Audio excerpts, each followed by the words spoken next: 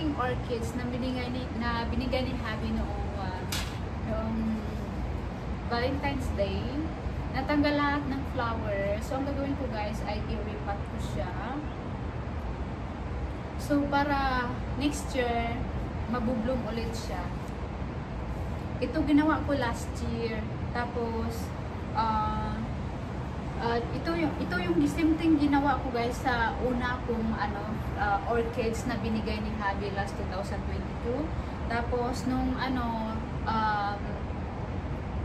February ata or March, naging blooming sa like crazy, and hindi ko na talaga sa mapigilan yung pagkaano niya guys, yung pagka-blooming niya. Ipakita ko sa inyo guys.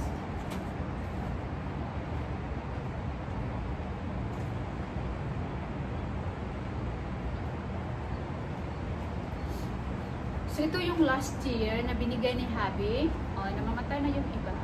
So ngayon guys, gagawin ko same thing dito sa isa kong orchids.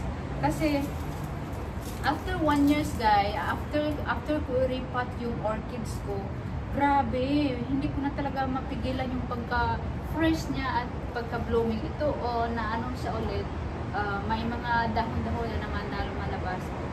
So may mga strategy kasi ako guys na ginagawa dito. So gagawin ko din dito sa isa kong orchids. Kasi maganda ito guys.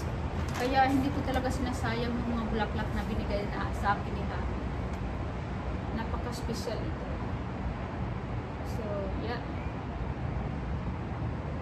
So, ikat ko lang ito guys. Tanggalin ko lang po kasi hindi na ito maano eh. Hindi na ito mahukay. So, galitan natin. Kasi may bago ako dito. Ito yung yung mix. Ito yung yung potting mix orchid potting mix. So yeah, tatanggalin natin ito. Ayan. Tanggalin po natin lahat. Kasi papalitan na natin ito. I love pulling it.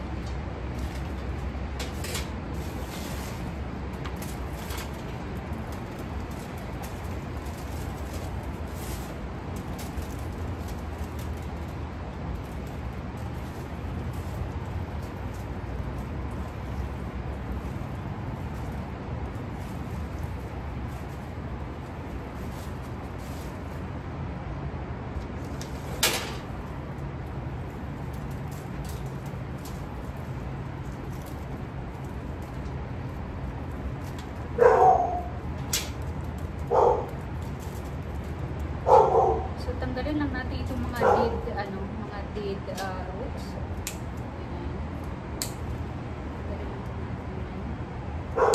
Camila, stop.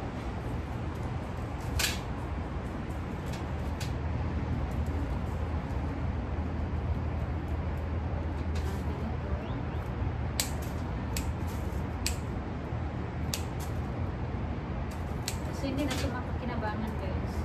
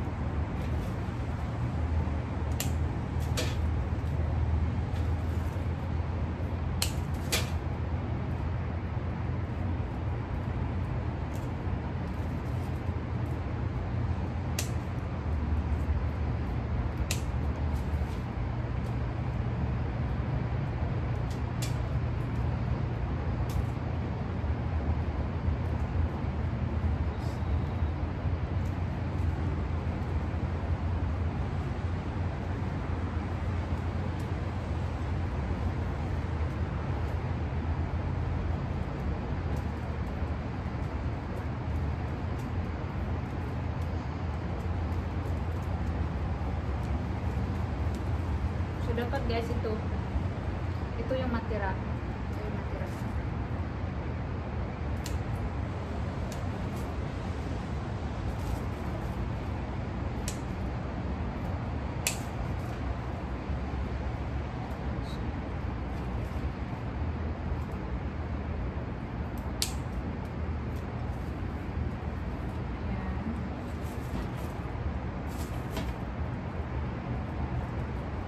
na siya guys.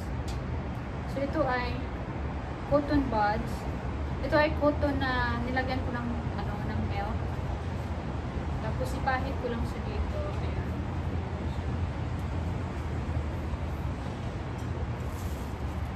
And then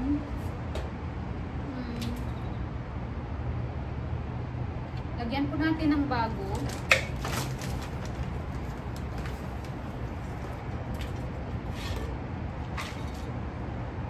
Lagyan po natin ng old na tinanggal natin. Ayan.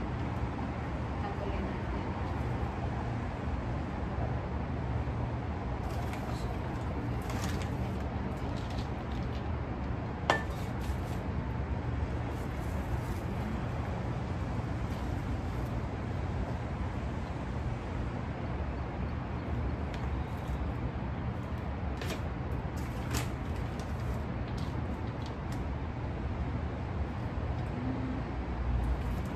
Siguro, ano ko na lang, dito ko na siya para malaki siya. Maliit kasi yan.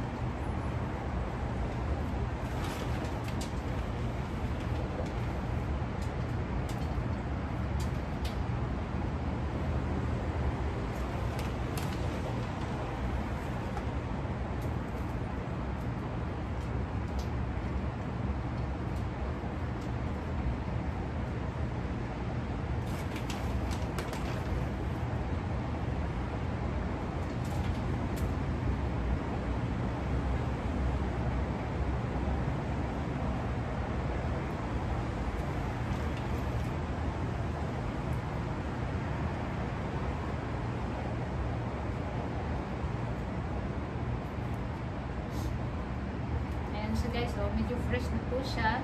Ayan, may bagong ano, may bagong leaf na tumutubo dito. So tingnan natin next year kung gagana ba ito or mamatay. Pero I'm hoping talaga na tutubo ulit ito.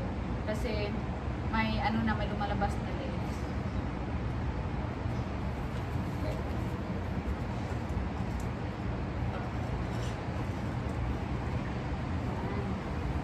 Ayan na po siya, oh.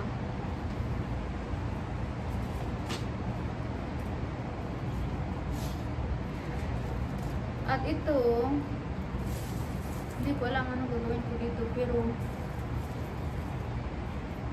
pag namatay ito guys, i-repat ko lang siya ulit. Hintayin ko lang siya mamatay itong mga bulaklak, tsaka ko nang palitan.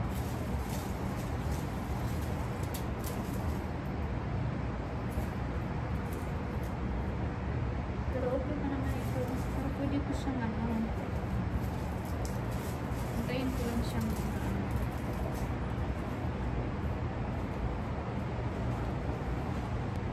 saka may small na orchids ako dito guys. So, sobrang liit niya. Cute niya. Pero pwede ko rin siya palitan ngayon. Dagdagan ko lang ng ano.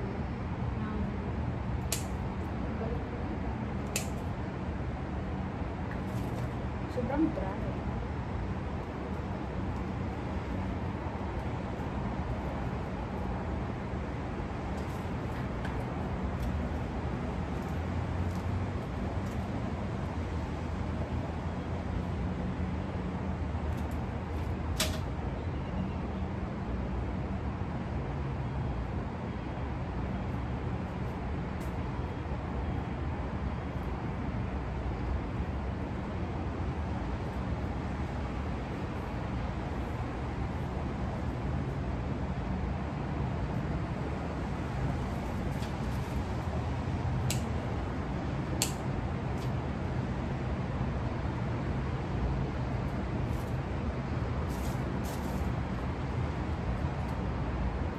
Sobrang liit.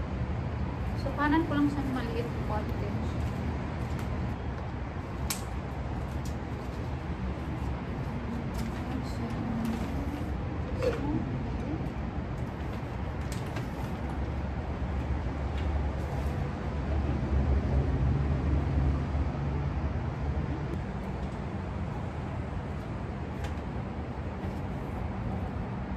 Ito yung pinakamaliit kong orchids.